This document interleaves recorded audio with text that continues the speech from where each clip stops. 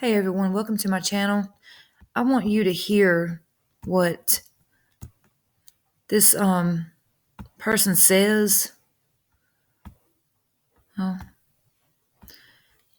listen to what he says about where he came from out of a family who believes in polygamy. I suck. I'm Joseph Broadbent. I have two moms. I have 21 siblings. And I ran away from Colorado City. Gathered up my stuff in two wheelbarrows, trotted them out there to the truck, loaded them in. I was like, go, go, go. And we left. Out there, we are so crammed into this little piece of earth that I thought that was earth. And once we leave and we see the whole world, what do you say to that? You're so sheltered from the world, from the outside. You don't have a clue what's going on. I don't know the capital of the United States. What is it? Washington. Oh. It is?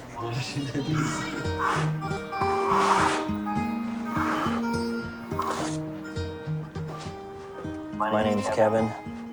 I've been out of Colorado City now for close to 11 years. They practice polygamy there. It came about in 1890. They made polygamy illegal in the Mormon church. And a group of them, the group that I was raised with, moved to the Short Creek area, or also known as Colorado City, and started their own religion. They call themselves the FLDS, which stands for Fundamental Latter-day Saints. They believe that polygamy was never supposed to be outlawed, and they live it no matter what the consequence. Warren Jeffs, the current prophet, has over 80 wives. Now, he went to him and said, I've had a revelation from God that I'm supposed to marry you, and married him. He was slowly turning things from a religious place to more of a cult. No more harvest fests, no more dances, no more public gatherings, not even church. A lot of people that didn't like it, they were simply told to leave. You know, men with more than 5, 6, 7 wives. When Warren Jeffs took over, he ordered all the elders to take all their kids out of public schools. Boys are sent out to work on construction sites at a very young age. There was really no recreations left. No TV, no bicycling, no sports. They can't read magazines or newspapers or books. Zero dating, absolutely no connection of any kind. And what's sad is these cult leaders will brainwash these people and tell these people that no sex until marriage. Meanwhile, they're raping and molesting these children and telling them that that's okay, though. You know, so these kids are either they become brainwashed and they stay in it, or eventually they realize it's bad and they leave. But they're scared to leave because most of them don't have anything to run to. You know, even currently, there are hardly any housing for cult survivors. And it's really, really upsetting and sad.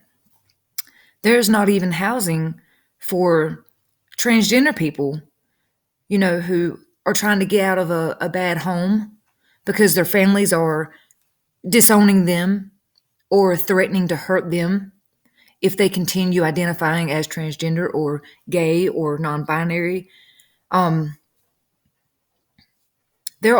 We need housing for a lot of things, for a lot of people, for abuse survivors, you know, women with children who have been in domestic violent relationships, you know, domestic abuse survivors. We need even, you know, men who have children who are coming out of an abusive relationship and have nowhere to go. And the court either has or won't help them. There's just so many people in need right now. I feel like we need to do so much better to protect our communities. Our communities are going through so much, especially like these people, these kids who leave a polygamous family. And luckily, these kids had family to go to who had already left. But there are so many who have nowhere to go. Therefore, they usually don't leave. If you want to see a good documentary, please go to the channel called The Why. And this video in particular is called Mormon Polygamy Leaving the Cult documentary. I recommend watching it. Even at one point, like this comment here says, choking someone is not how love is shown.